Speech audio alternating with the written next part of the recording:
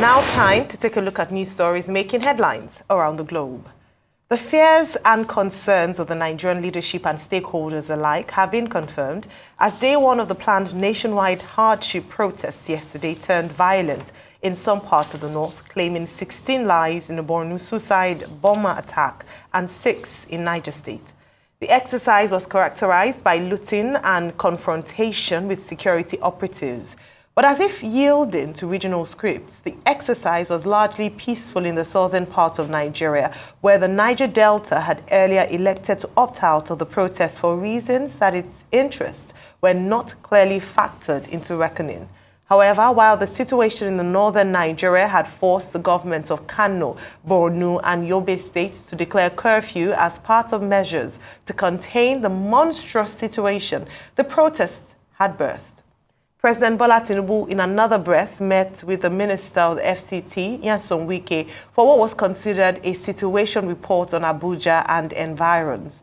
Interestingly, for Lagos, the commercial nerve center of the country, the last-minute engagement by Governor Babajide Sanwo-Olu, where he explained the futile efforts of traveling the route of protests, was believed to have contributed to the factors that saved the state from disaster, even though some protesters flouted court orders and held rallies at undesignated places.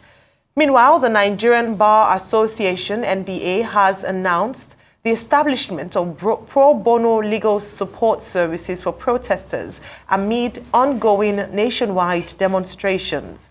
At the same time, the Inspector General of Police, Kayode Egbetokun, has reiterated the importance of maintaining a high level of alertness and professionalism within the force, saying the safety and security of the nation depended on the vigilance, gallantry, and readiness of officers in the police and other security agencies.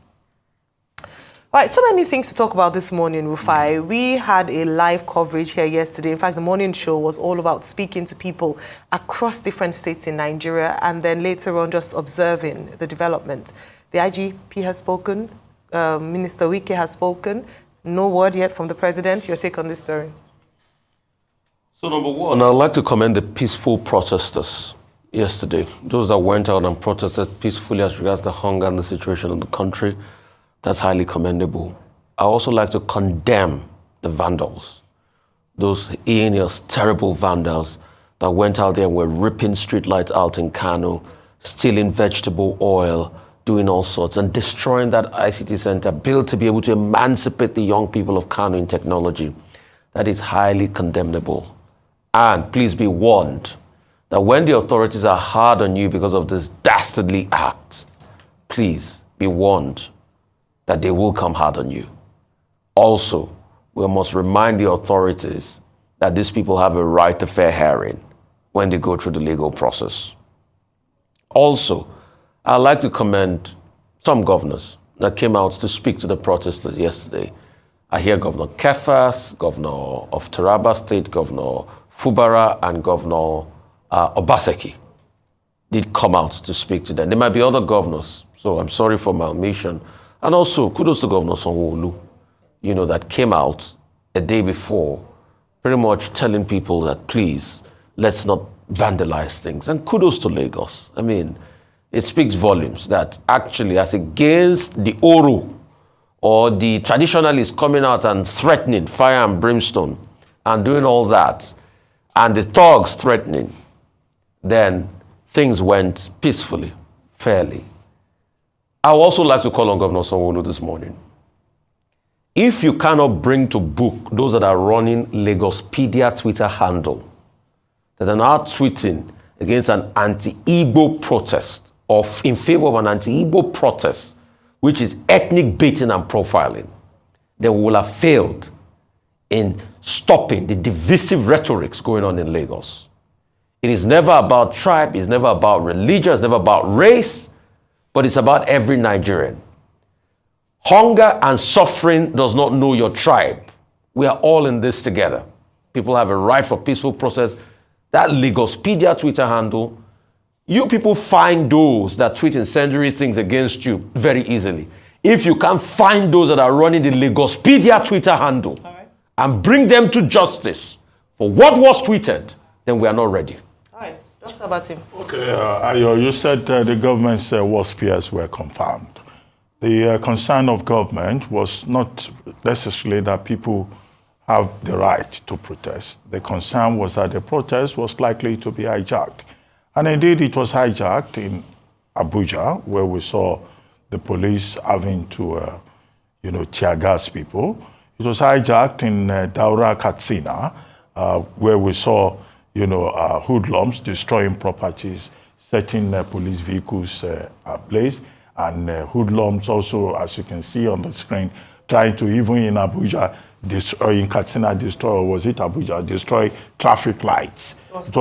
It was in Kano. Okay, that's Kano, where government properties were looted, people were stealing Ndomi television sets, and they went after the Nigerian Communication Commission's building, yet to be commissioned. So heavy vandalization in Kano, Gombe, Bauchi, and Daura, and also in Borono.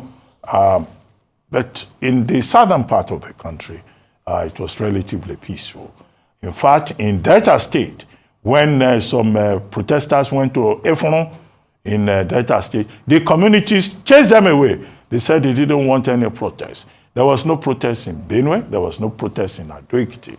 There were protests in Lagos, yes, but relatively peaceful also. And also, I think in Imo, for the better part of the southeast, there was no, violent protest. In the Niger Delta, yes, a few, isolated places, but generally the protesters in the south were, peaceful. But I saw some comic part of it. In Lagos, one man in Ojota decided to strip naked, and he was shouting "Solidarity forever." How is his solidarity forever? What does he have to do with his nakedness? So, but you had such extreme reactions. In, I think, Abuja, one woman carried a placard saying, "I've not been able to get a husband at 37 years because of government." Okay, is it Tinubu that is responsible for, young ladies of 37 years not getting husbands? Well, there was also another side to it. There were pro-government protesters in Gombe. They came out. In Abuja, they came out. And then we had this incident of one person saying, "Oh, we were given 5,000 naira to protest." In other words, they were paid protesters, which is the nature of the Nigerian society. And he had the temerity to not only disclose, but to also say that he had collected 2,000 naira and he expected to be given back his remaining 3,000 naira. Although if he had known, he would not have joined the pro-government protesters. But he made that ideological point.